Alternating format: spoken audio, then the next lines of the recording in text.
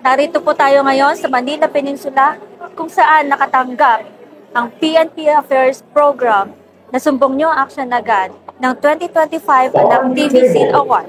Ngayong taon, napili ang Direktang Sumbungan Public Affairs Program ng Pambansang Pulisya bilang isa sa recipient ng prestigious award giving body ng Anak TV. Ang paggawad ng parangal ay isinagawa ngayong araw sa Makati Peninsula Hotel kung saan ito ay dinaluhan ng iba't ibang television network na umani ng nasabing parangal.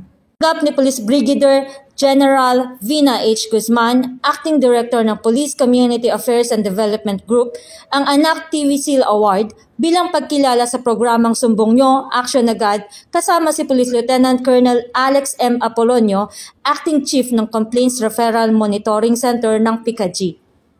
Ang Anak TV ay isang advocacy organization na nagtataguyod sa media literacy at nagsusulong ng child-sensitive at family-friendly na napalabas sa telebisyon. Muli po, pagpupugay sa lahat ng bumubuo ng programang Sumbong Nyo Aksyon Agad. Hindi matatawaran ang inyong dedikasyon sa paghahatid serbisyo publiko. Mabuhay po kayo.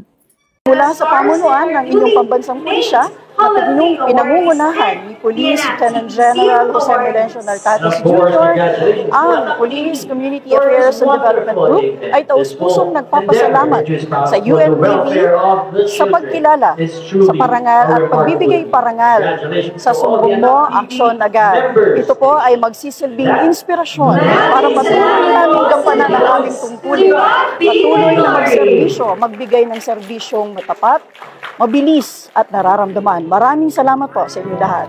Po ang inyong PNN correspondent, Police Captain Ruby Anversida, alagad ng batas, tagataguyod ng Palitang Pulis.